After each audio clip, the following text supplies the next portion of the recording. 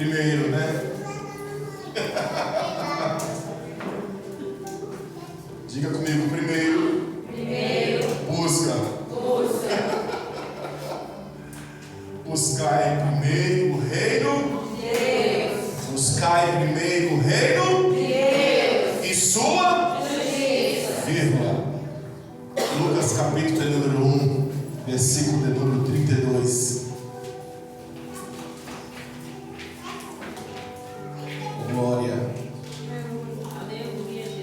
Está escrito: e este será grande, e será chamado Filho do Altíssimo, e o Senhor Deus lhe dará o trono de Davi, seu pai, e reinará eternamente na casa de Jacó, e o seu reino não terá.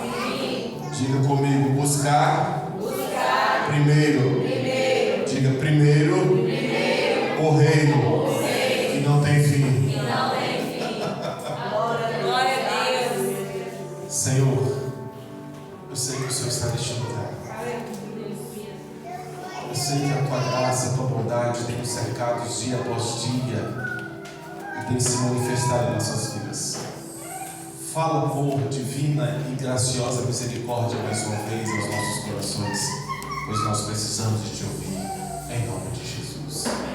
Vamos ser aceito em nome de Jesus. Irmãos, eu quero falar sobre o que é primeiro em nossa vida. O que tem que ser primeiro em nossa vida.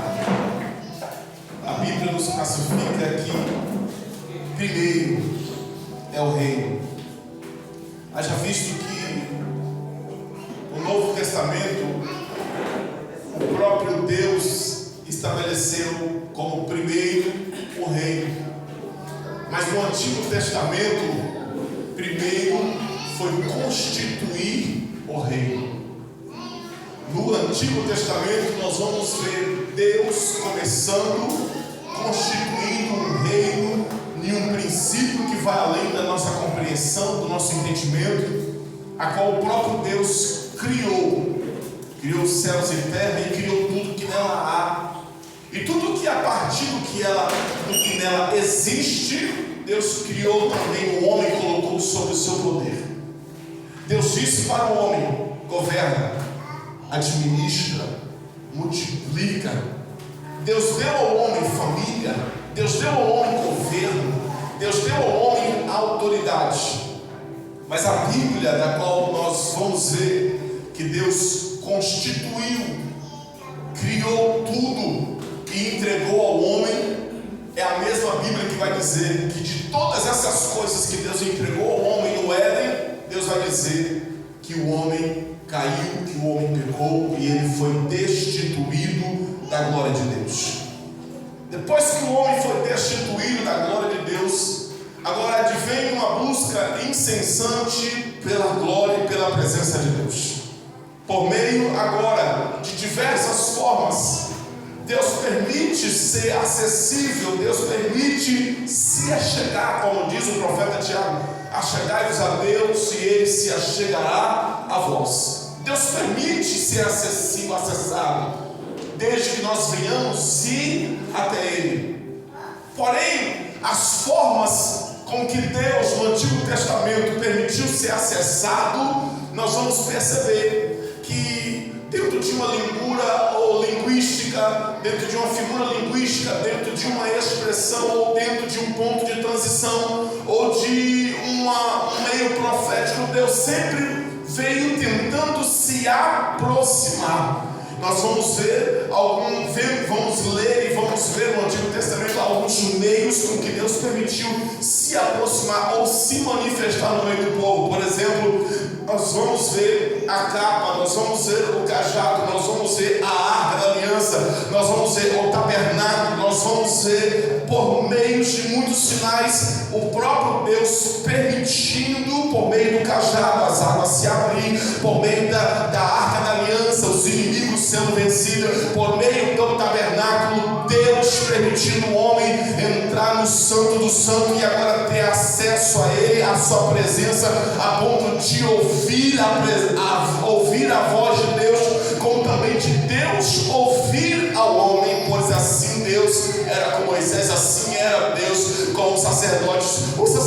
entrava no Santo dos Santos para ouvir Deus e para poder falar ao povo que Deus queria falar, para poder anunciar ao povo aquilo que Deus estava anunciando. Pois se alguém quer ouvir de Deus alguma coisa acerca do que Ele está movendo no reino, Deus está usando o seu sacerdócio e o seu profético. Aleluia. Quem não consegue ouvir o sacerdócio e o profético, não consegue se alinhar àquilo que Deus está falando ou em cima daquilo que Deus está atuando nesses dias. A forma como que Deus se manifesta ao sacerdócio e a forma como que Deus se manifesta ao profético só se diverge em 2 pontos, porque o sacerdócio vai preparar, o profético vai anunciar. Aleluia. O sacerdócio vai falar para Deus e vai apresentar a Deus o altar, o holocausto, como a igreja. O profético não. O profético vai dizer que não é assim, é como ele quer. Pois esse foi o exercício do sacerdócio, como também do profético no Antigo Testamento. Nós vamos perceber que Deus, ele era metódico. Um Deus que queria restringir todas as coisas e da forma como que Ele queria, e isto não mudou. Esse continua sendo o nosso Deus. Mas no Antigo Testamento, o mesmo Deus que atuou na lei, sendo rígido, Ele na graça, Ele não mudou, mas só a forma como que Ele anulou a sua ira, entre aspas. Ele atribuiu agora a graça como meio de oportunidade. E digo que perigoso não é a lei, perigoso é a graça. Porque a graça, a gente pode fazer o que quiser. Na lei ninguém faz com Deus o que quer. Na graça Deus dá oportunidade, na lei Deus não dá chance. Ele é severo. E ele há de se manifestar como lei. Ele há de se manifestar como lei no juízo final. Não haverá graça. Mas a graça de Deus fez com que a presença dele se tornasse acessível para todo aquele que quisesse se achegar. E eu vou perceber que no Antigo Testamento Deus, ele permite, ele escolhe pessoas, ele seleciona pessoas para poder se achegar a ele. Nós vamos perceber sobre alguns profetas que se achegaram ao povo, a qual Deus, ele usou o povo para poder responder ao profético. Por exemplo, nós temos uma mulher que está saindo com um bocado de farinha e ela está com a sua última refeição, a sua última alimentação. E quando ela sai das portas da cidade para poder, aleluia, ali estar presente, quando Deus também diz para o profeta Elias: saia da caverna e vá à porta da cidade, porque já designei comida para poder você saciá-lo. Antes dele sair da caverna, ele fica por 40 dias comendo pão, comendo carne e bebendo água do ribeiro de Querite, da qual estava ali. 40 dias se alimentando. Ele se alimentou pelo tempo que ele haveria de caminhar, porque o tempo que ele se alimentou foi o tempo necessário para poder ele se conseguir se manter na caminhada, na presença do Senhor. E quando ele chega na porta da cidade, tem uma mulher dizendo assim: eu só estou com um bocado de farinha para poder comer, eu e meu filho, a minha única, última alimentação, e depois que nós comemos, nós vamos morrermos. Quando ela fala essa palavra para o profético, aleluia, eu vejo Deus atuando e se manifestando, porque onde há necessidade, existe uma boca profética para entrar atuando em meio a ela. Deus só precisava de uma necessidade para poder atuar como profético. A necessidade, o profético liberou uma palavra e Deus disse: não vai faltar farinha na panela. Serve ao profético, porque o profético serve a palavra.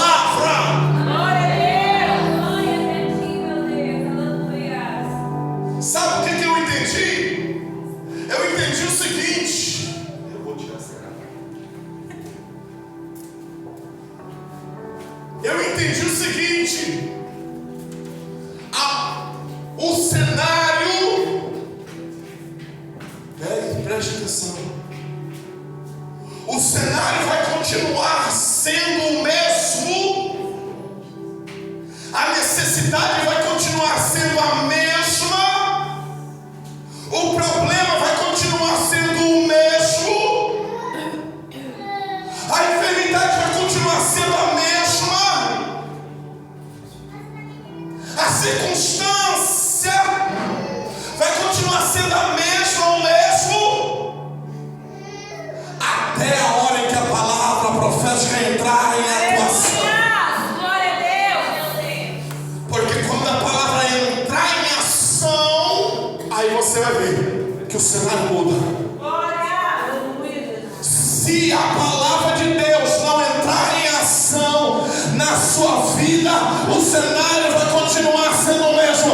Mas se você der crédito ao poder que essa palavra, que é inerrante, que é inefável, que é extraordinário, se você der crédito a essa palavra, a qual, meu Deus, Ele é poderoso para operar infinitamente mais daquilo que nós pedimos ou nós imaginamos. Se você permitir essa palavra, aleluia, aleluia, aleluia, essa palavra vai entrar nesse cenário, aleluia. Eu não estou com muita vontade de pregar não, mas eu prego até meia-noite aqui para você hoje. Se você permitir essa palavra entrar nesse cenário, se você permitir a palavra entrar no cenário,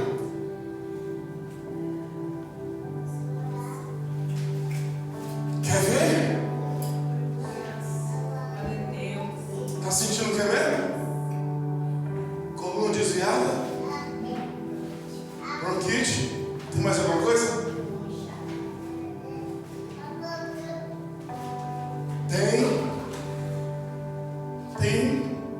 Tem uma situação aqui. E você sabe o que me chama a atenção? É que tem uma situação para ser resolvida aqui. O problema é que a gente tem uma resposta aqui dentro e uma resposta que ainda não se move. Uma resposta que não reage. Uma resposta que ainda não corresponde. Porque tem gente que está buscando respostas para si mesmo, quando na verdade as suas respostas vêm quando você dá respostas. As suas respostas não vêm quando você obtém as respostas que você precisa. As suas respostas vêm quando você dá as respostas que precisam de ser dadas para o alto. Porque quando você dá a resposta para o alto, as suas respostas descem do alto para baixo. Aleluia.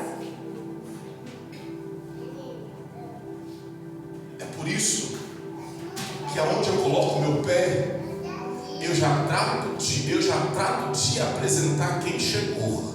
Glória a Deus. Você sabe para quê?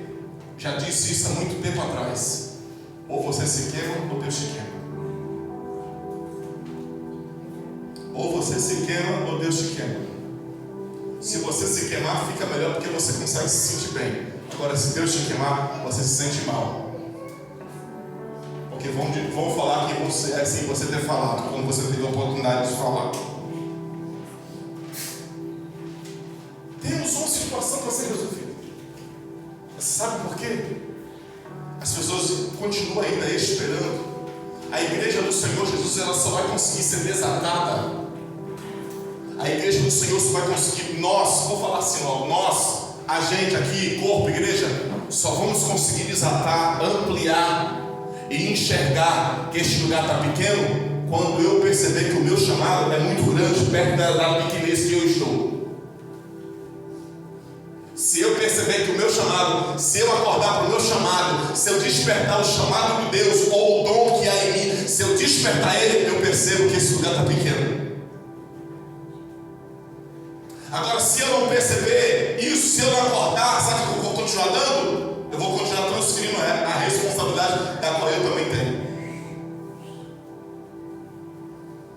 E você sabe o que eu quero dizer com isso? O que eu quero dizer com isso é que Deus não nos colocou aqui para poder termos anos de evangelho.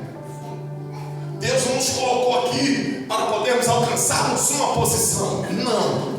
Deus não nos colocou aqui para podermos dar o mérito de honra. Honra é servir a Deus. Honra é receber a oportunidade de servir ao Senhor aonde o Senhor se faz presente. Não é aonde Deus te pede, aonde você está disposto a dar para Ele aquilo que Ele quer fazer através da sua vida, sem negociar, sem barganhar, sem base de troca.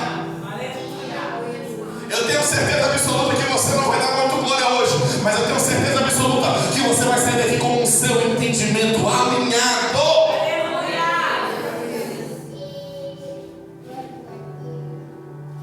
Porque é onde nós precisamos ser resposta, é onde as respostas de Deus vão descer sobre a nossa vida.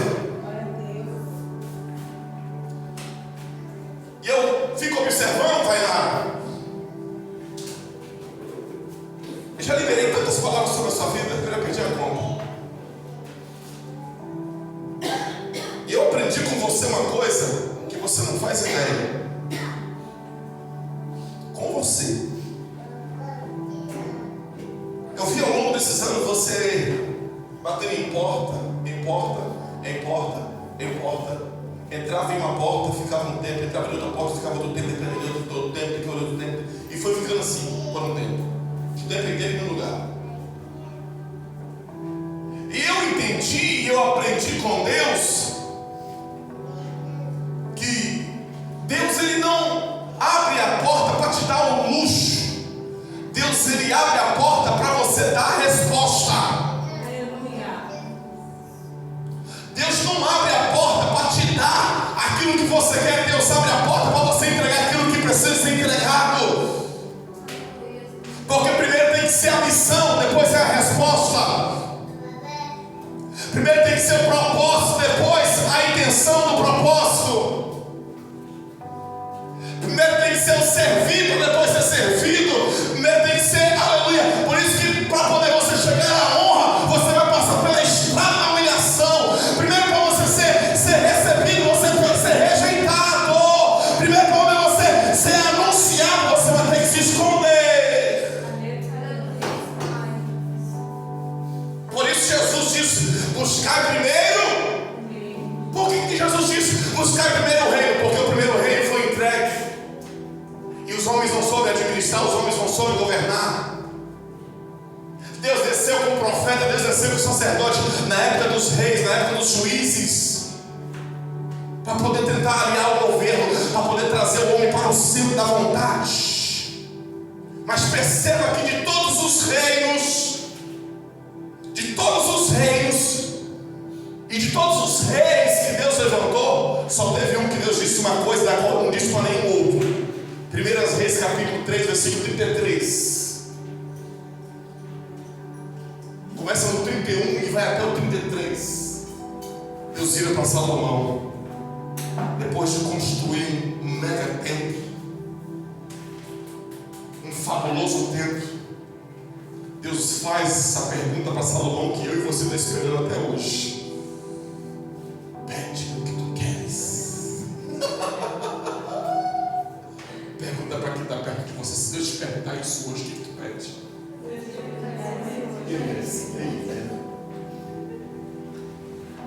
A gente pensaria muito pequeno. Eu tenho certeza absoluta disso. Nosso campo de entendimento seria muito para poder pedir. A gente iria pedir a resposta pronta, ou o milagre pronto. A gente não ia querer um trabalho. Salomão preferiu o trabalho. Ele pediu: dai-me sabedoria. Porque com sabedoria se trabalha. Aleluia. Com sabedoria se conquista. Com sabedoria você vai avante. Aleluia. Com sabedoria ninguém te para. Aleluia.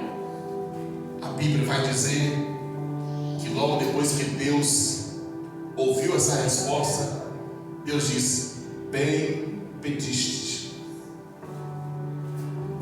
E Deus libera uma palavra sobre a vida de Salomão. Diz para ele: Salomão, nunca houve reino igual ao seu, e nunca haverá reino igual foi estabelecido em ti.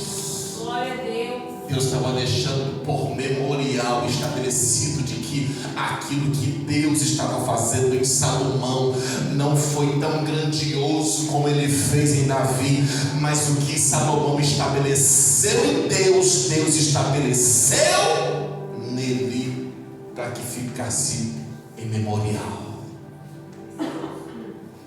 Nunca houve e nunca haverá. Porém, esse reino da qual eu me refiro é um reino em matéria, é um reino terreno, é um reino humano. Porém, Mateus capítulo 6, 33, Jesus não vem trazer um reino terreno, Jesus vem trazer um reino de Deus. O reino do Espírito, o reino não aonde o homem age como Deus, mas aonde Deus age na vida do homem. Não é onde o homem conquista, mas é onde Deus dá as conquistas aos homens. Não é onde você é vitorioso por excelência, mas é onde a excelência de Deus se manifestou para manifestar em ti as vitórias da qual Jesus Cristo a sentenciou na cruz do Calvário. E quando eu olho para esse reino, Jesus vai dizer que o reino dele não consiste em comida e bebida, mas em palavra e justiça. Que nem só de pão viverá o homem, mas de toda a... Esse é o reino do meu Senhor.